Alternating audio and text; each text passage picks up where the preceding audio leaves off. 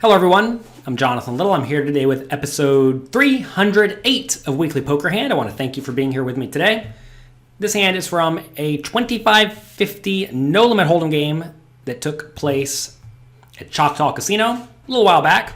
Here we have a raise from Gonzalez, who's a little bit loose, a little bit aggressive, playing about $8,600 deep at 25-50. He raises it up with a 7-6 of spades. Dan Zach on the button, very good, strong, fundamentally sound player, elects to call on the button. And I have 10 of diamonds, 9 of hearts in the big blind. Dan Zach had a king jack of diamonds, by the way, which is perfectly fine and standard call. And now with 10-9 offsuit in the big blind, I mean, look, the hand's not great, but we have to put in $100 to try to win a, $475 pot. I'm going to be calling kind of wide in this scenario, especially since I know Gonzalez really likes bluffing off, as you saw in the previous episode of Weekly Poker Hand. So this is the spot where I'm going to splash around somewhat wide, and 10-9 offsuit definitely fits. So I do call.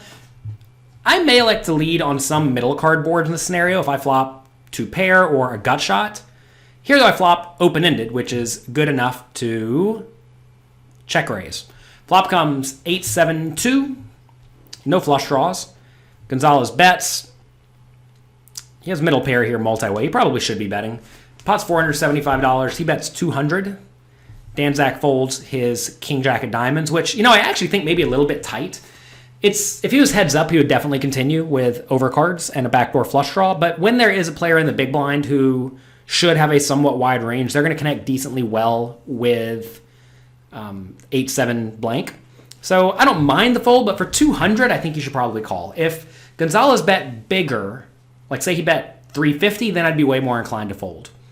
All right, so back around to me.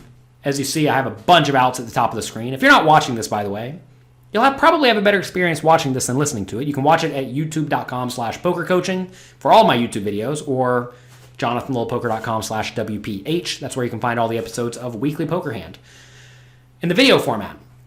So we have loads of outs: any, jack, 9, 6, 10, lots of cards. 10, it makes sense. Jack, 10, 9, 6. There you go. Goodness gracious. They organize them in a mess up here. They're by suit. Who organizes cards by suit anymore? Okay, so in this scenario, should we raise or should we call?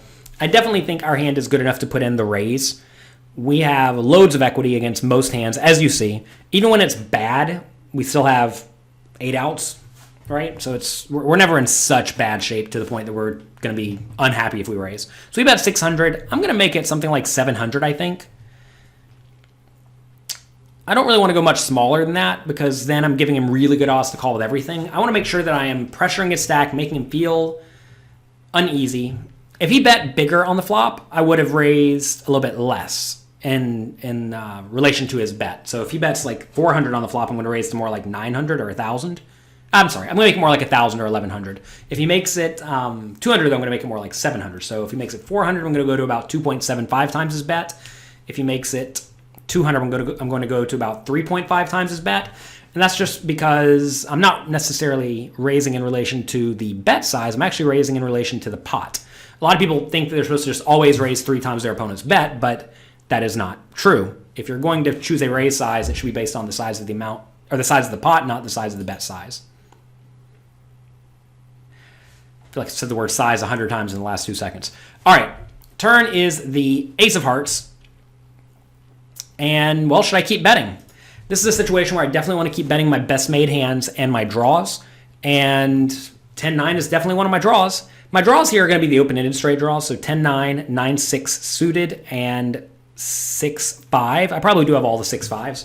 Notice that actually has a lot of combinations of hands. But I also would have check raised a hand like ace-8 on the flop that I could definitely keep betting on the turn. And I would obviously check raise 8-7, pocket 8s, pocket 7s, pocket 2s. So I do actually have probably too many bluffs in this spot, but I think that's okay if you think your opponent's range is going to be a little bit too wide. And I do think Gonzalez's range is going to be a little bit too wide. I mean, we saw him 3-bet me in the last episode of Weekly Poker Hand with 7-6 offsuit, so he's clearly playing some pots. And when you're playing against a player who is not afraid to get in there in battle, well, you can't be afraid to get in there in battle. So I do like a turn bet here. Pot's 1,800. I want to bet an amount that will get hands like an 8 to fold. That's really what I'm targeting. So this is a spot where I'm going to bet pretty big on the turn, and I'm probably going to line up an all-in against Gonzalez on the river. The only thing he's really going to be calling here with are sets that slow played, which he may just jam in himself on the turn. Obviously, I don't want him to jam, but that's fine. I would fold.